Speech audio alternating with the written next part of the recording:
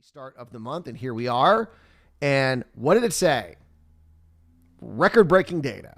That's right. Now, mind you, this is from January. So this is the start of 2022. And home prices were up 19.1% when compared to prices in January of 2021. This is the biggest year-over-year increase in 45 years, at least 45 years. That's how long they've been keeping data, 45 years. Things are not cooling down. Now we have more evidence of that.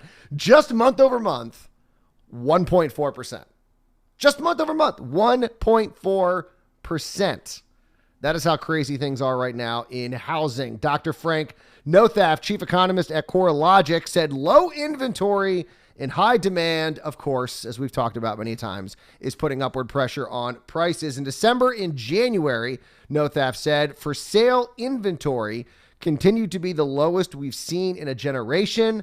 Buyers have continued to bid prices up for the limited supply on the market. However, the rise in mortgage rates since January further eroded buyer affordability and is expected to slow price gains in coming months. And of course, we didn't really see a full impact of rising rates until, I want to say, February. Like mid to late February was when we really saw rates just take off.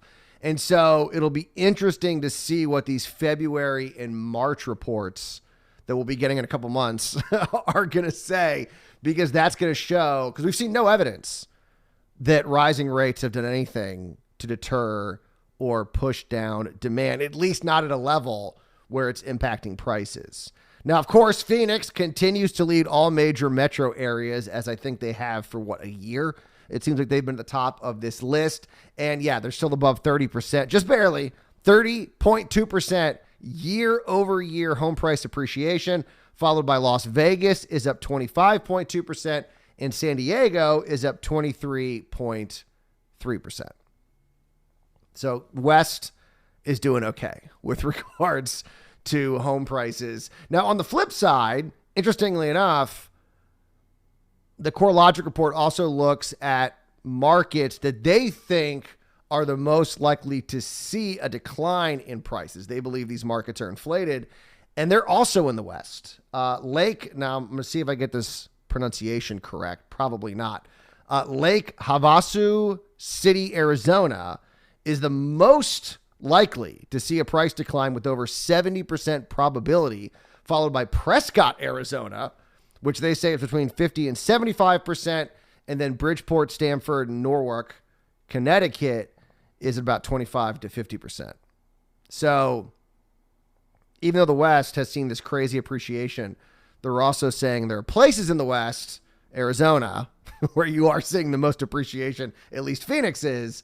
They're saying, well, things might be a little overheated in those markets. So looking forward, what does the CoreLogic report think is going to happen a month and a year from now? Well, they believe there's going to be at least a 0.2% gain in February.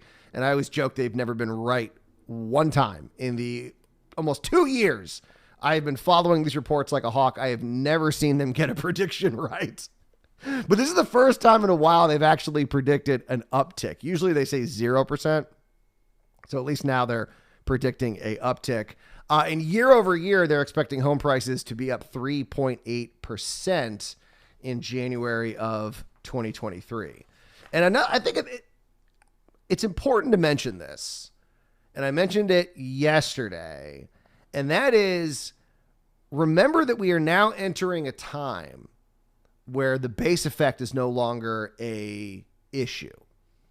And every month it's not even close to being an issue. But we do know that last year when we were seeing these crazy price jumps, some of it could have been because the year prior, which would have been 2020, that you saw the market kind of take a dive, at least temporarily when the pandemic first hit. And then, of course, things started ramping up and rates fell and the Fed was buying mortgage-backed securities and then the housing market really took off. That's not even close to being an issue anymore. And so we're now looking at year over year price gains when the market was hot last year. So that's what's crazy about this whole scenario, is that we are now well into a situation where we are comparing one year to another year that was also extremely hot.